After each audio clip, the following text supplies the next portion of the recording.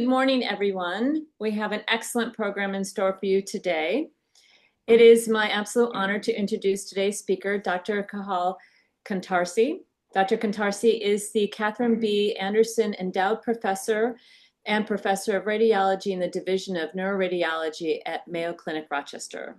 She is the Director of the Mayo Clinic's Women's Health Research Center and Associate Director of the Mayo Clinic Alzheimer's Disease Research Center.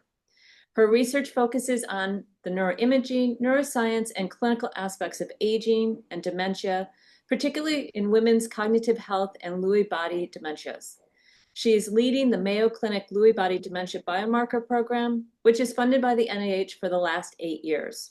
Dr. Kantarci is the chair of the Lewy Body Dementia Association's Scientific Advisory Council, and she chaired the Alzheimer's Association International Conference in 2019. Dr. Kantarci received the Beeson Award from the NIH in 2007 and the D. Leon Prize in Neuroimaging Senior Scientist Award from the Alzheimer's Association in 2018. She became a senior fellow in the International Society of Magnetic Resonance in Medicine in 2021. In 2023, she received the Distinguished Investigator Award from the Academy for Radiology and Biomedical Imaging Research. She has authored over 400 publications. I'm just exhausted reading this. I can't believe what a wonderful career. Welcome, Dr. Kantarci. Thank you for this very nice introduction. And I'm really pleased to be here.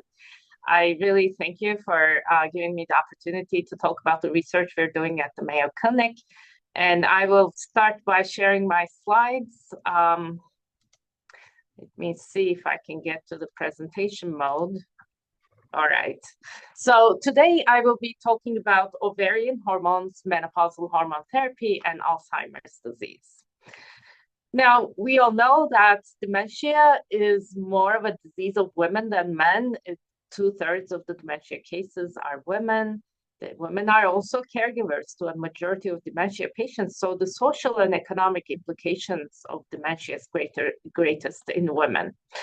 So besides the fact that women live longer, therefore they have a higher risk of dementia, there could be sex-specific factors that influence their higher risk.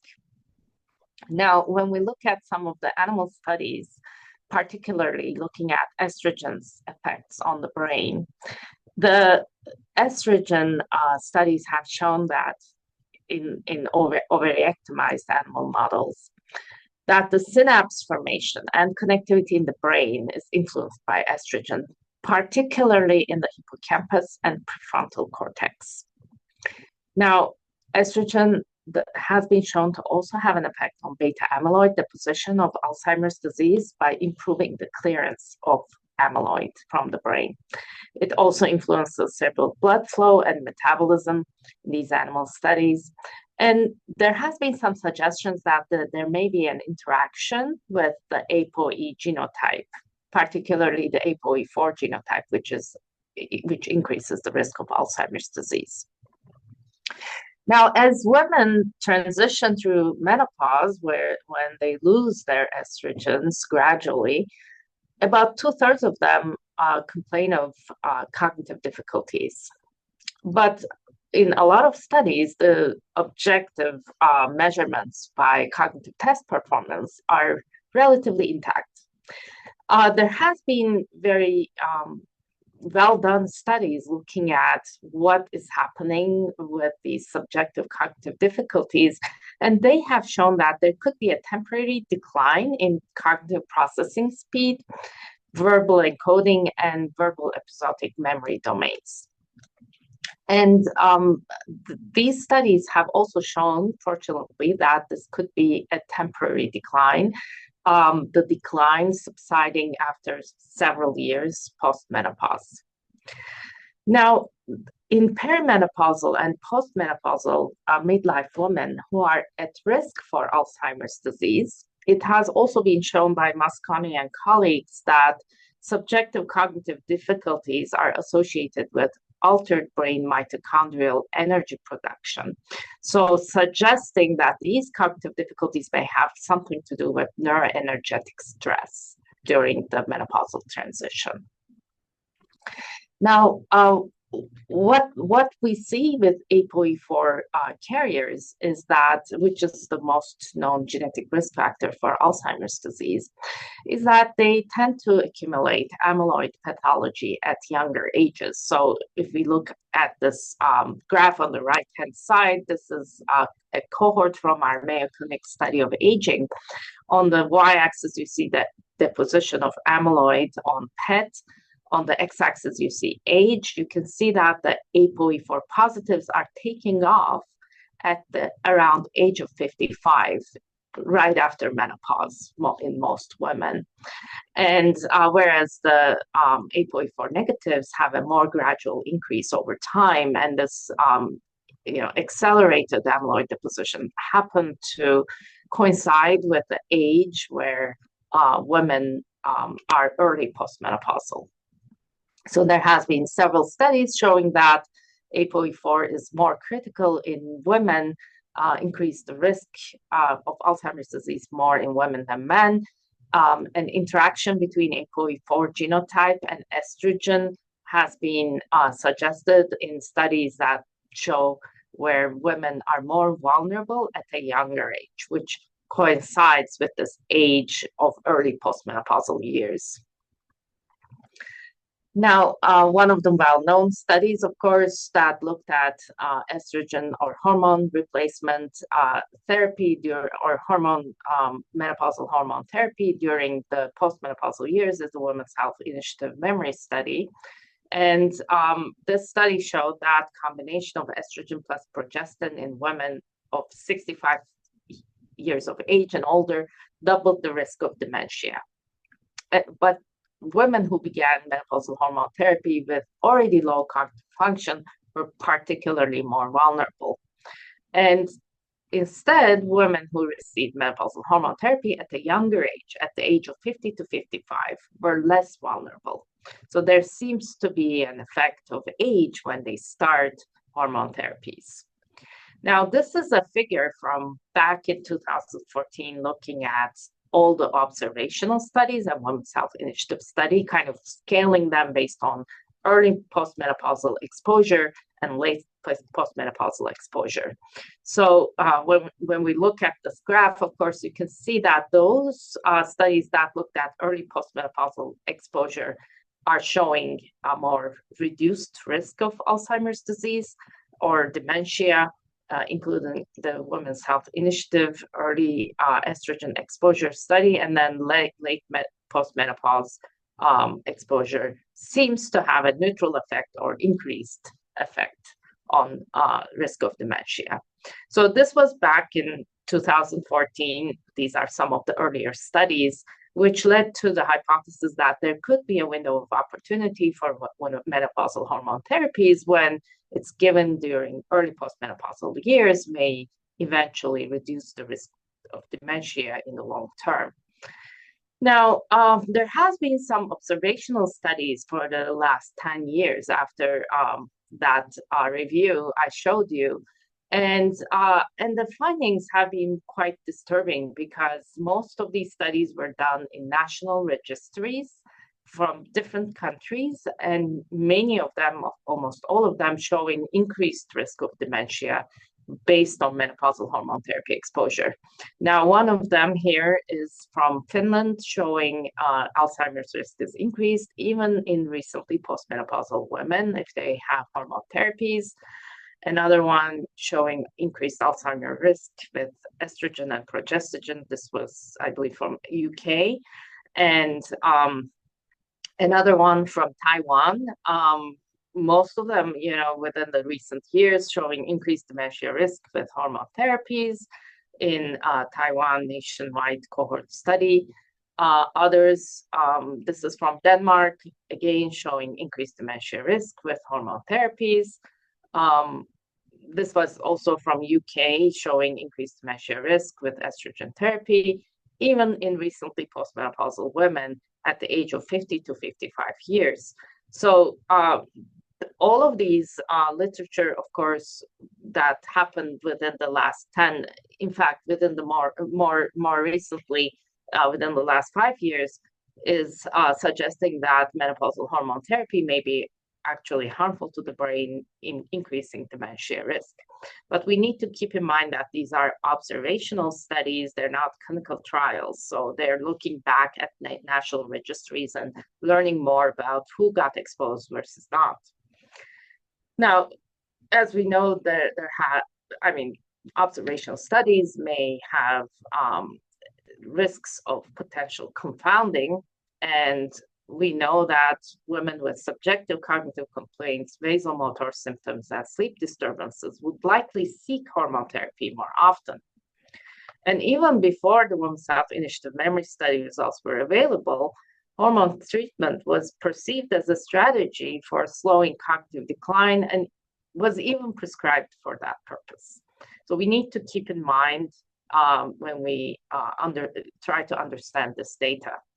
Now, if we think of women with cognitive complaints, sleep disturbances, and vasomotor symptoms receiving the hormone therapy during postmenopausal years, we also know that women who have early cognitive complaints, sleep disturbances, and even vasomotor symptoms may have an increased risk of cognitive impairment and dementia in the long term.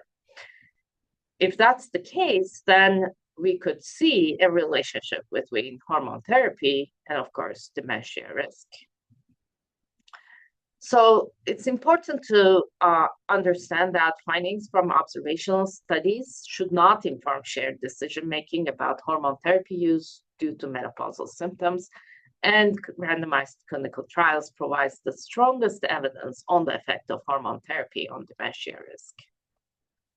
Now, let's talk about hormone therapy trials that tested the timing hypothesis I just talked about, the early initiation of hormone therapies versus late.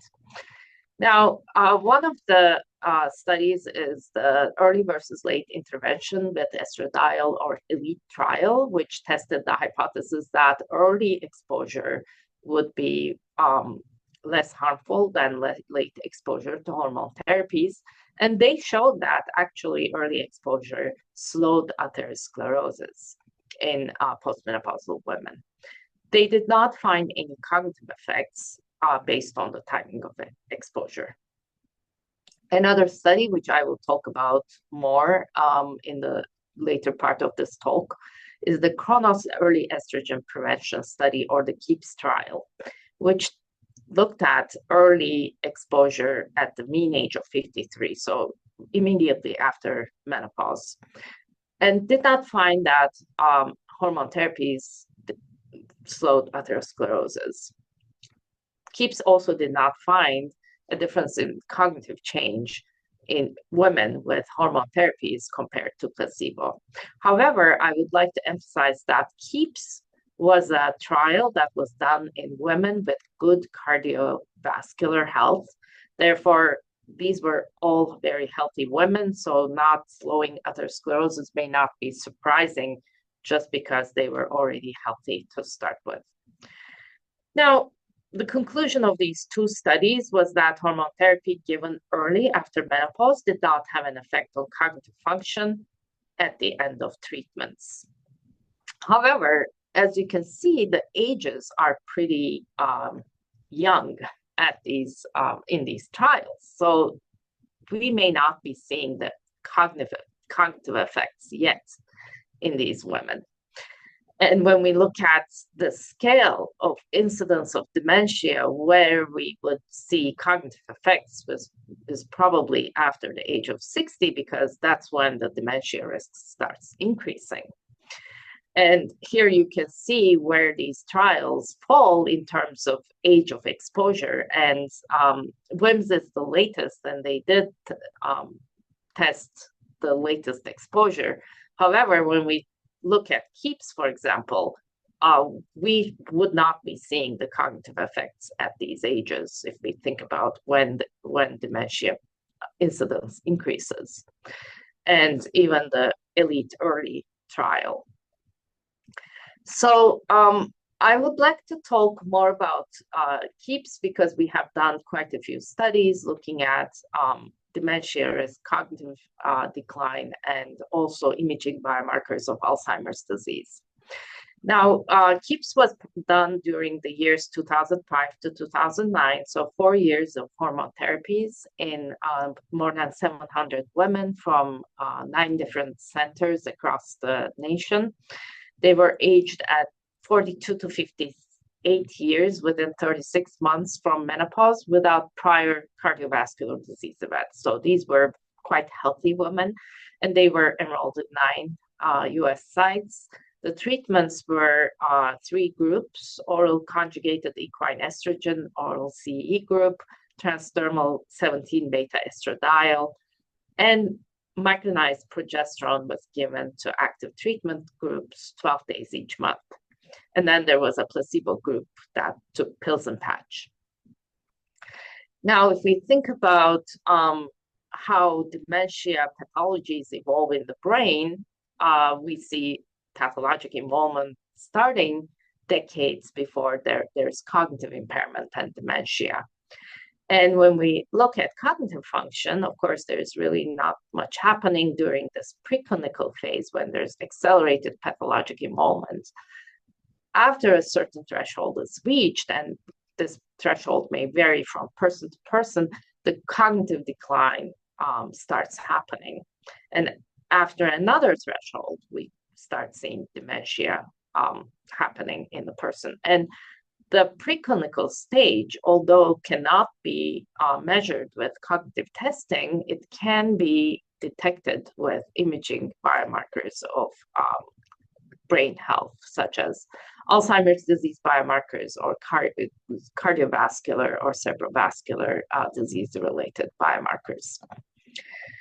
Now, because we had this opportunity to look at pathologies at these early stages at a younger age, we launched the KEEPS neuroimaging biomarkers ancillary study at the Mayo Clinic site with 118 participants.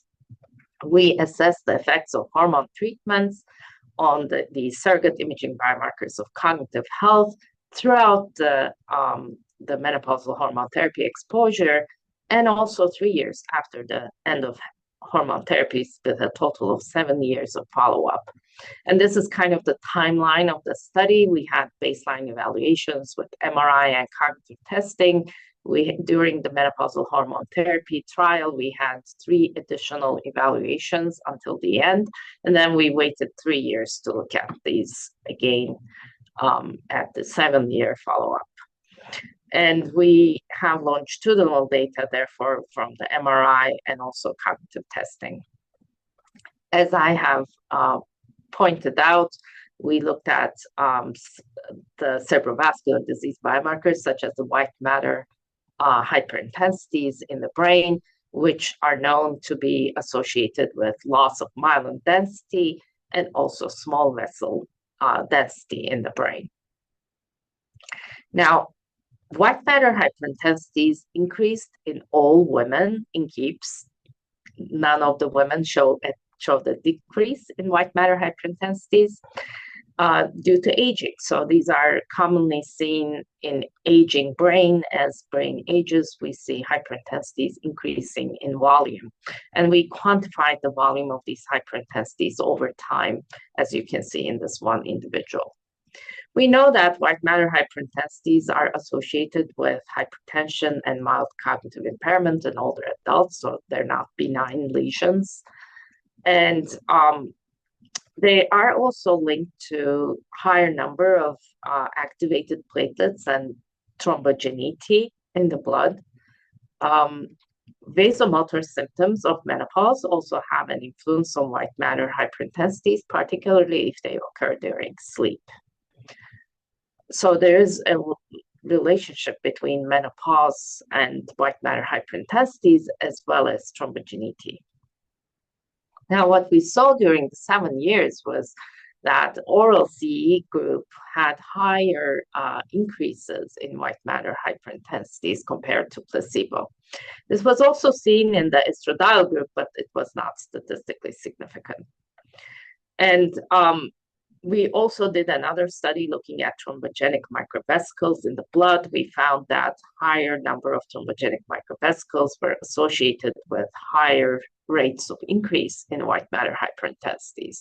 So our interpretation of this data was that these thrombogenic properties of estrogens, particularly the oral CE formulation, may be responsible for the accelerated increases in white matter hyperintensities. Now, another biomarker we looked at was the dorsolateral prefrontal cortex volume change. And we in addition to prefrontal cortex, we also looked at hippocampus. And these regions were chosen because of the findings from animal models that these regions are particularly affected. And when we did the longitudinal study from baseline to 7 years and looked at the rate of change in volume, and you can see in this y-axis, the numbers are all negative. There were maybe no change in a few people, but in general, women declined in their prefrontal cortex volume over time, which is expected due to aging. And we found that the estradiol group actually had preserved their dorsolateral prefrontal cortex volume more than the placebo group. And during the KEEPS biomarker study, we also did some work with amyloid PET at the year 7 mark. So when we look at amyloid PET, we see the amyloid deposition in the brain, which happens to involve the brain decades before cognitive impairment and dementia. Now, when we look at the amyloid PET results, we see in the whole group, estradiol group actually had lower levels of amyloid compared to the placebo, and oral CE group did not show this effect. Now, this was particularly pronounced in the ApoE4 carriers, where the estradiol group showed lower levels of amyloid compared to both placebo and oral CE group. In the ApoE4 non-carriers, although there was a trend, we didn't see a significant result. So the way we interpreted this was that either there is a pharmacogenomic effect where ApoE4 carriers are more responsive to estradiol treatment for their amyloid clearance, or it may be that ApoE4 carriers tend to accumulate more amyloid at a younger age, as we have seen in the previous data. Therefore, they tend to respond to estradiol, whereas ApoE4 non-carriers don't have enough amyloid to show response. So I think it's the latter, that we are seeing this effect because ApoE4 carriers are having greater levels of amyloid. We also correlated amyloid levels with the finding of preserved prefrontal cortex volume. So in the oral CE group, we did not find a relationship between the amyloid deposition on the y-axis and the rate of change in prefrontal cortex volume in the x-axis. Neither it was present in the placebo group. However, when we look at the estradiol group, there's a really good correlation between the amyloid levels and the rate of change in dorsolateral prefrontal cortex. With those who had higher amyloid levels had greater decline in dorsolateral prefrontal cortex volumes. So it seems like the effects of two formulation on the brain is different. We found that preservation of the prefrontal cortex volume over 7 years correlated with lower beta amyloid deposition on PET only in the estradiol group, not in the oral CE or placebo groups.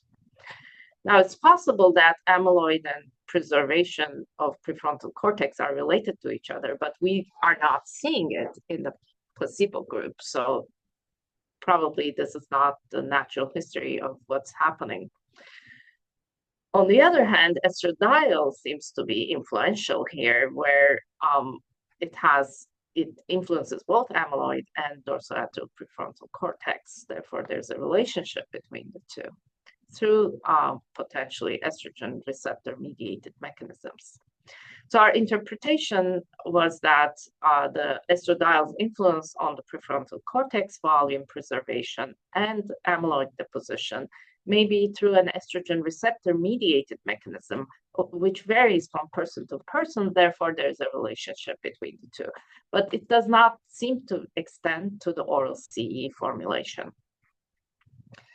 Now, in the KEEPS biomarker auxiliary study, our conclusions were that effects of early menopausal hormone therapy on biomarkers of cognitive health differ by the formulations and administration routes.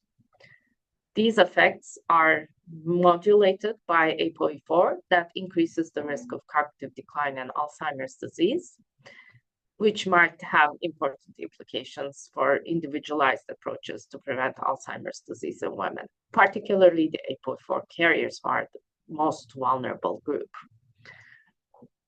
Now, when we think about short and long terms of hormone therapies, it's possible that hormone therapies may exert their effects during the postmenopausal years, as we have seen in the KEEPS study, on brain structure and potentially cognitive function down the road, not during those early stages. Now, as their effects continue on the brain structure, the cognitive effects will also happen down the road. Another possibility is that these effects are limited to hormone therapy exposure years, and therefore they will end when the hormone therapies end. And brain structure changes will parallel what we see in the placebo group, and then their effect on cognitive function won't ever happen. Therefore, there won't be any effect on cognition. So to test this effect, we tested the hypothesis that the short-term effects of hormone therapies on the vascular system and on the brain may be different from long-term effects. So to test this hypothesis, we launched the KEEPS continuation study, which looked at risks and benefits of menopausal hormone therapy in the long term and was funded by NIH, Alzheimer's Drug Discovery Foundation, and Eli Lilly in 8 of the KEEPS sites. We evaluated women now 14 years after randomization and 10 years after the KEEPS hormone therapy trial. So now the women are in their late 60s and even early 70s when we are examining them. The mean age was 67. This trial unfortunately happened during the COVID pandemic, and therefore we couldn't recruit all of our women. However, we were able to get 299 women participate in the study in 8 of the sites. Now, this study, of course, now looking at 14 years after the start of hormone therapies, we have longitudinal cognitive function tests done in all women, and also cardiometabolic effects were tested. MRI and PET was done only at a cross-sectional time point. The earlier study was only at Mayo Clinic, so therefore we did not have imaging longitudinally, only at the end time and 14-year time point. Now, these are the KEEPS continuation study participants after, as I said, with the COVID pandemic and a lot of declines in participation due to the anxiety of coming to a medical center. We had 90 oral CE, 96 transdermal estradiol exposure groups, and placebo group. Now, this is a very busy table, and I will walk you through it. These are the cardiometabolic outcomes after 14 years. And the only 2 findings that were statistically significant among many cardiovascular cardiometabolic outcomes was the diabetes and diabetes medication use. However, this was self-reported. So we wanted to see this difference more pronounced with laboratory measurements. So what we saw was that oral CE and transdermal estradiol group had lower rate of diabetes versus the placebo group, and none of them were the medication use was lower, but none of them had diabetes according to the participants. And we wanted to see that in the laboratory measurements, looking at the bottom, glucose levels, insulin levels, and HOMA-IR scores. You can see none of them were different between the groups. So we're taking this with a grain of salt, but we also know from Women's Health Initiative that they also found lower diabetes rates in the hormone therapy groups. So it's an encouraging result, but I think we need more evidence on this. And we also looked at rates of change from baseline over 14 years in laboratory measurements and other measurements such as BMI, waist-to-weight ratio, and so on, and blood pressures. No difference between the groups. So cardiometabolically, they were not different from each other. How about cognition? So you can see that we looked at 4 different domains and a global domain. We found no differences in the rates of change of cognition over time in the groups compared to placebo. So there was no relationship between hormone therapy, randomization, and cognitive performance.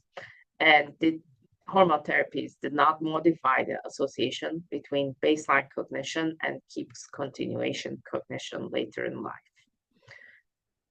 So let's get to the imaging findings. So these are, we investigated white matter hyperintensities in KEEPS. As you remember, we found that oral CE group had higher levels of white matter hyperintensities at the end. In the Mayo study of KEEPS, this was after 7 years. Fortunately, at 10 years after end of hormone therapies, these differences were no longer significant. Although you do see trends of higher levels of white matter hyperintensity in oral CE and transdermal estradiol groups, we found no significant findings. So this is reassuring. Now, in summary, when we look at cardiometabolic and cognitive outcomes in KEEPS continuation, we see lower frequency of self-reported diabetes and diabetes medications in the hormone therapy groups, although this is not supported by laboratory measurements.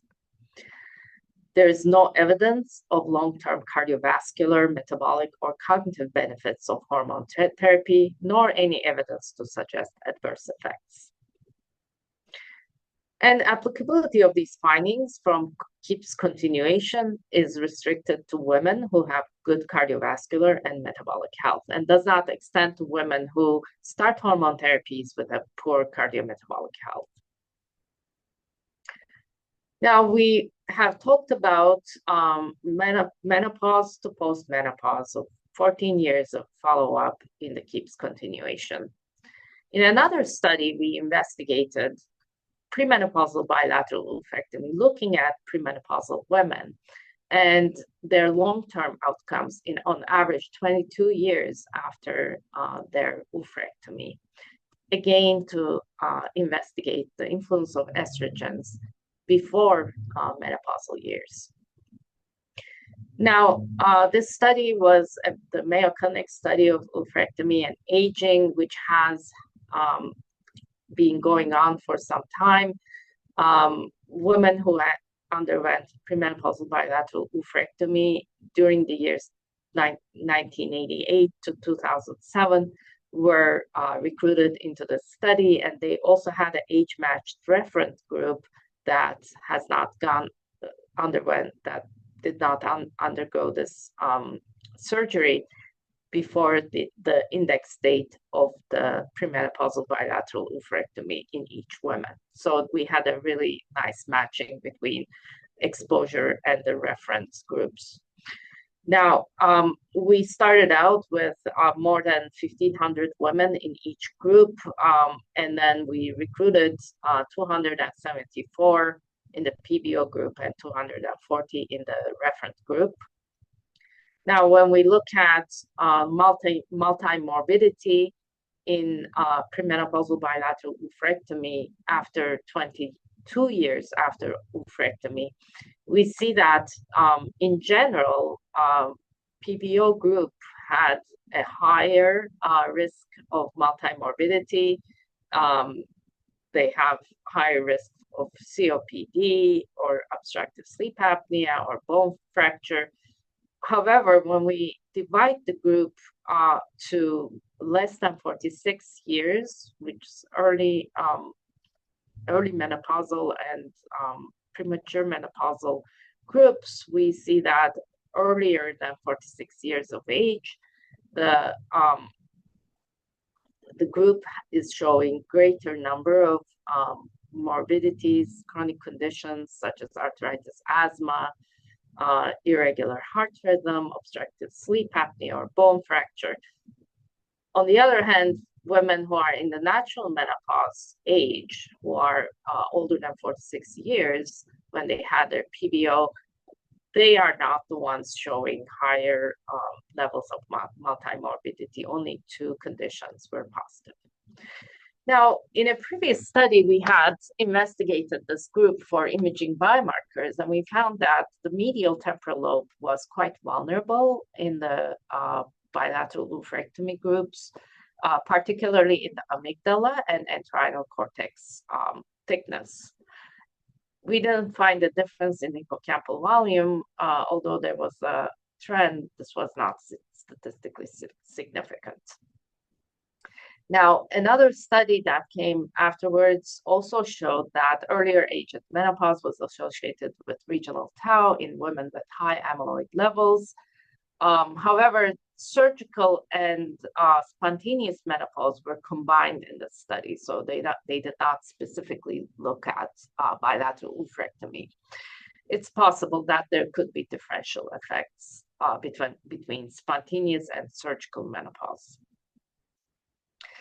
Now, we wanted to investigate Alzheimer's disease imaging biomarkers in this group, and we know that there are 2 levels of biomarkers, the core 1 biomarkers that point to Alzheimer's disease pathology is amyloid and tau, either by PET or other biofluid biomarker studies. We chose to study amyloid PET and tau PET in this group.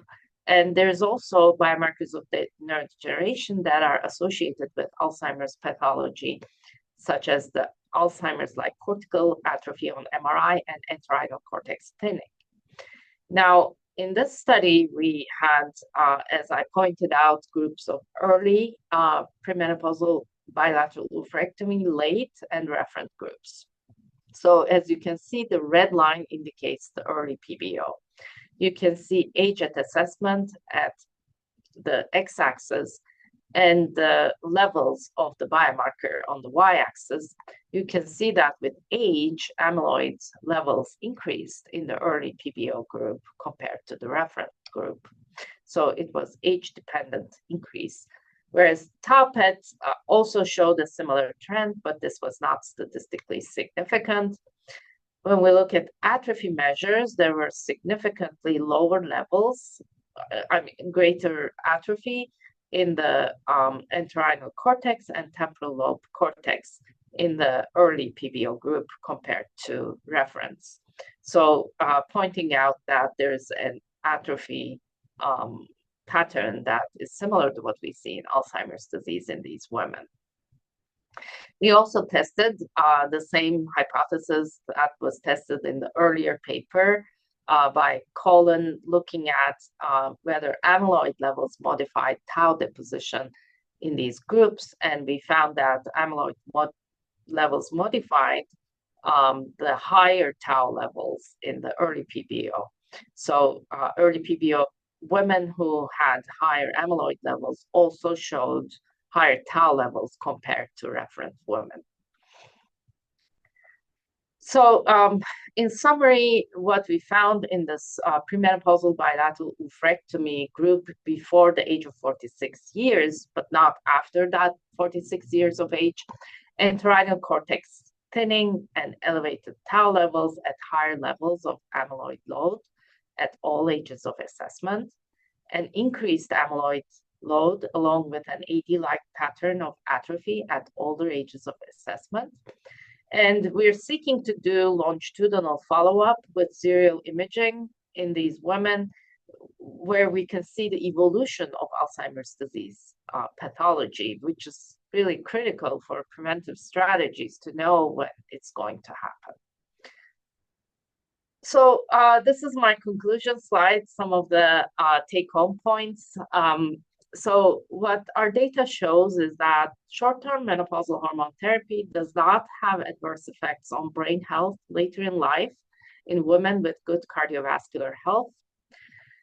Premenopausal bilateral oophorectomy prior to the age of 46 years is associated with multimorbidity as well as imaging biomarkers of Alzheimer's disease later in life. And these findings provide critical insights guiding the healthcare professionals and the women considering short-term menopausal hormone therapy and premenopausal bilateral oophorectomy prior to the age of 46 years for, of course, non-malignant indications and outside of the setting of high genetic risk of ovarian cancer. This is my final slide acknowledging my colleagues at Mayo Clinic and also at various institutions across the nation who participated in the KEEPS continuation study. I would like to also acknowledge the participants of the KEEPS continuation study and the MOA2 study. Thank you. And I'm happy to answer your questions. I hope I was on time. And we have some time for questions.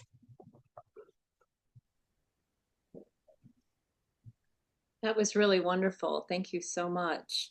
So we have some questions. I just wanted to ask one question with the bilateral oophorectomy cohort. Were any of them given any hormone replacement therapy? And how did you deal with that in your analysis? Yes, most of them received hormone replacement after their oophorectomy. We also did a sensitivity analysis by removing those who did not receive, because that was a smaller group, hormone therapies, and our results did not change. So even with hormone therapies, they tended to show similar findings, which is disturbing, of course, but also is open to more research to find the best combination therapy approach for these women. And if, there are some approaches such as titration of hormone therapies based on the hormone levels to see what is sufficient and how long they should be on it. Our approach has been that they would stop hormone therapies at the age of 52. So we consider that adequate hormone therapy until, an average age of menopause, and consider that as adequate hormone therapy. So they considering them as receiving hormone therapy, and others who did not receive hormone therapy until the age of 52 were considered non-receivers. And that was the group that we removed for the sensitivity analysis. Thank you so much.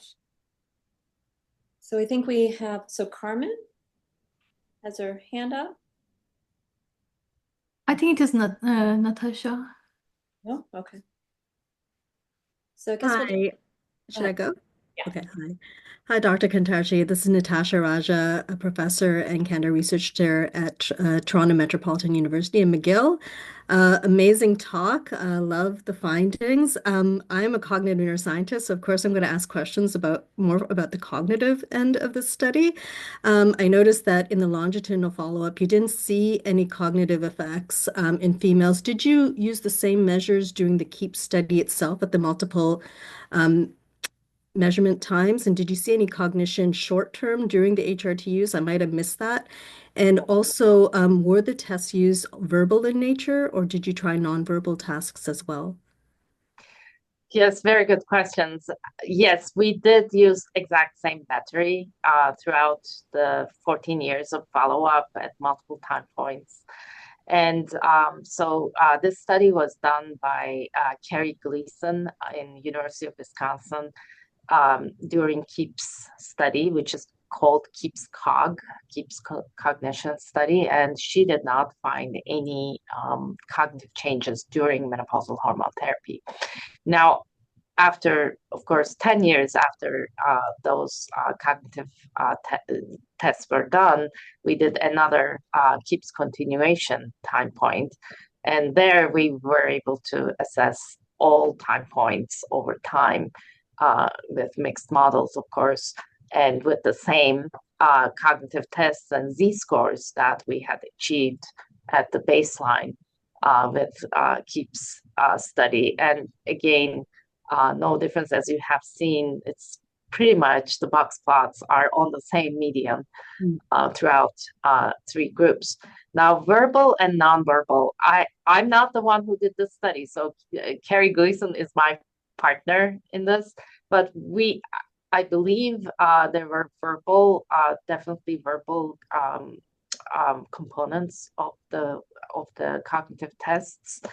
Nonverbal, I think there were. I mean, we did some of the visuospatial processing speed type tests as well.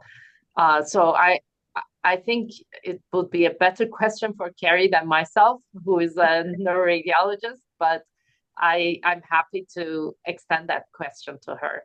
Yeah, that would be great. And I'm also wondering if they subjectively reported feeling cognitive benefits, was there a subjective memory improvement as opposed to maybe a non-objective measure? Did they report feeling better cognitively? Yeah. We had that component in our Keeps Cog study where we also asked for subjective improvements. There was no statistically significant difference in subjective, but then we also found mood benefits in the oral CE group. So it's possible this may be caused by some of the sleep benefits that the women received, particularly in the oral CE group, and their improvement in mood, self-reported mood, of course. So I think there were some benefits in general for self-report in terms of self-reported benefits, but then the objective tests did not find any differences. Awesome. Thank you so much. So, okay, so going to the chat, Claudia Barth has a couple questions. One that was early on. She brings up that I keep realizing that all of the HT studies seem to be conducted in early to late postmenopausal women. However, symptoms of menopause commonly emerge during late perimenopause. Given these symptoms are largely neurologic in nature, isn't starting treatment in postmenopause too late then? Especially in the context of healthy cell bias hypothesis. Okay, so I think the question is about have you looked at late menopausal exposure? I think the only study I can think of is WIMS and ELITE. So the ELITE has a late menopause component.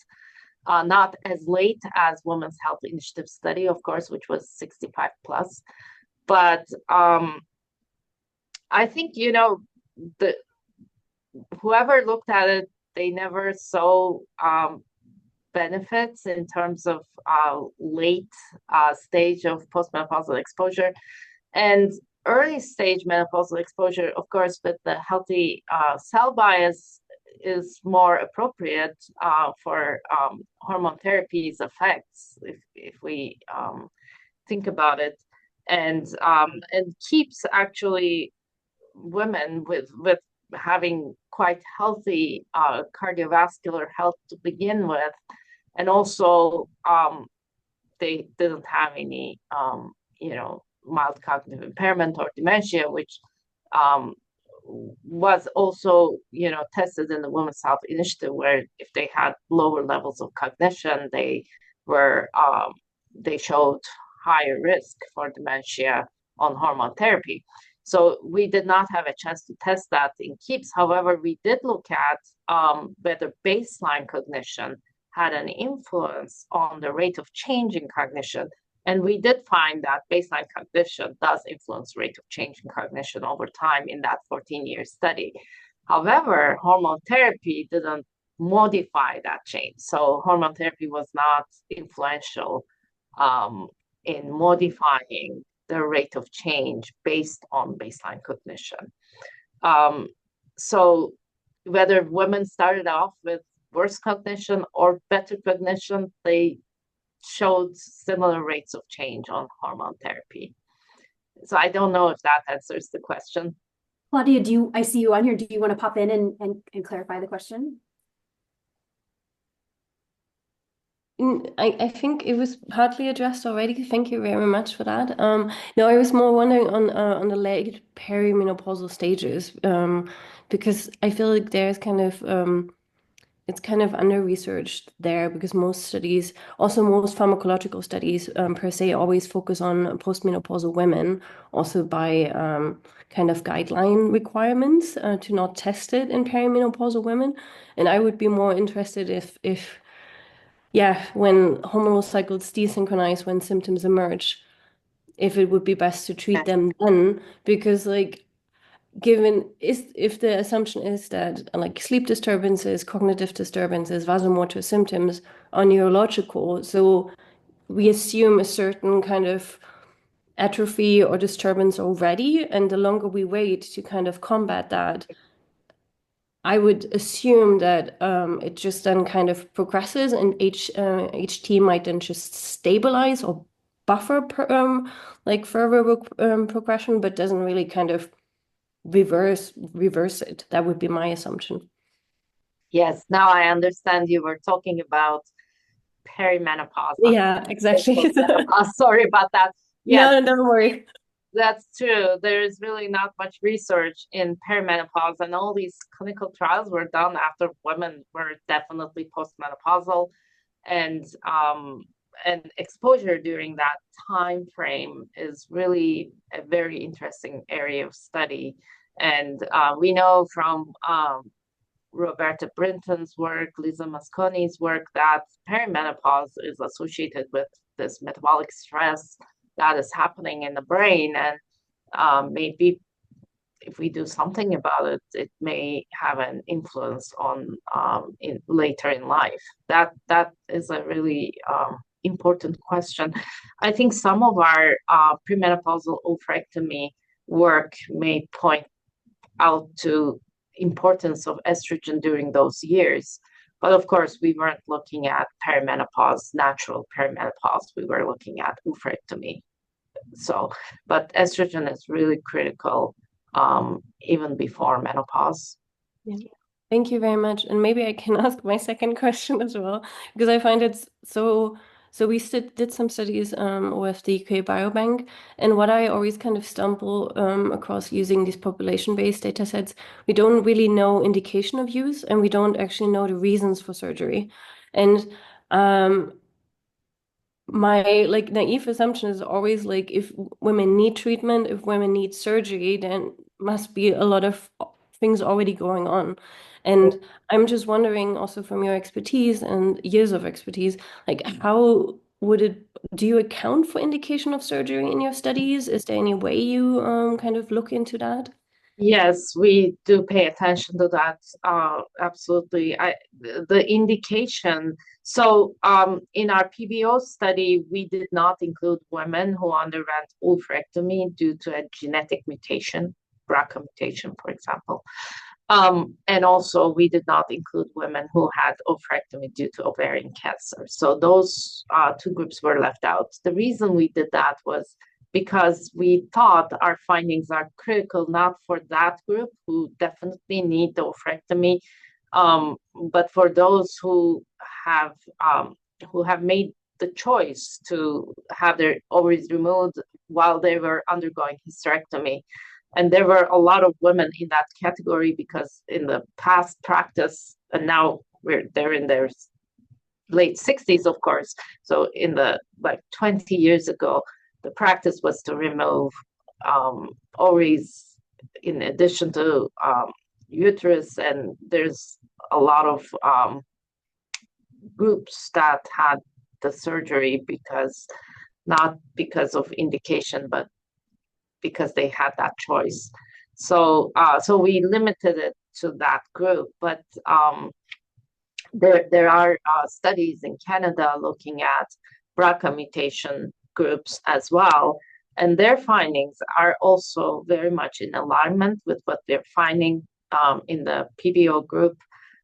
They are also finding medial temporal lobe atrophy in women who underwent oophorectomy due to the genetic risk. So I think the endpoint is very similar, but of course, I completely agree with you. It's important to know the indication. And yes, I mean, these registry studies are a little risky just because, there's a lot of missing information. Totally agree. Thank you for answering this question. Okay, I have a lot of construction behind me, so I apologize for that. Maybe we have time for one or two more questions. Tamerlane Watermer also asked something similar about looking at the timing of menopause, natural or surgical, and the timing of hormone replacement therapy, the gap between onset and intervention. Hopefully we sort of touched on that. Here's another one. Do you think that there can still be long-term effects of menopause hormone therapy on AD risk when KEEPS continuation participants become older? Yes, that's really a good question because our group is only 67, so it's still a young cohort. And we are looking at biomarkers, so it's not a bad age to see amyloid and tau pathologies building up in the brain versus cognitive function. So they may still be young for seeing cognitive decline. As you have seen in that dementia incidence graph, dementia incidence is still, relatively low at late 60s. We would like them to be in their 70s and 80s to really test the hypothesis that incidence of dementia is higher. But for imaging biomarkers, if we think about imaging showing abnormalities decades before we see cognitive changes, it's not a bad time to look into imaging biomarkers. So far, we don't have any evidence that imaging is changing over time in hormone therapy groups versus placebo. So that's encouraging. I think, with the publicity that's happening with increased dementia due to hormone therapies in these observational studies, which is creating a lot of anxiety in women who are taking hormone therapies or making decisions to take hormone therapies. I think showing that there is no harm is as important as showing there's benefits. So, I mean, that's really the importance of these findings, even though they're negative. We're right at the hour, but I just want to say, I think everything that you're talking about only underscores the importance of long-term sustained investment in women's brain health and the work that you're doing. So I hope that your SCORE program gets funded for the next 100 years. We need really long-term to have that foresight to understand these really important questions. Thank you so much for joining us. Your body of work is such a touchstone for all of us, as you can see from the many questions that did not get a chance to be answered, but I hope that we'll find another forum to discuss some of these. Thank you everybody for being here, and thank you, Dr. Kantarci, for sharing your wisdom. Thank you very much. Before everybody logs off after this wonderful talk and event, Amy and I have an exciting announcement, which is that you should all put May 28th on your calendars, because that is where we will announce the results of the Grand Challenge on Women's Brain Health. So this is a challenge that gathered thousands of participants from 100+ countries all over the world. And these people were tasked to predict ADHD in boys and girls from brain data. So tune in on May 28th to see what they found. Thank you again, Doctor. See y'all. Yeah. Bye.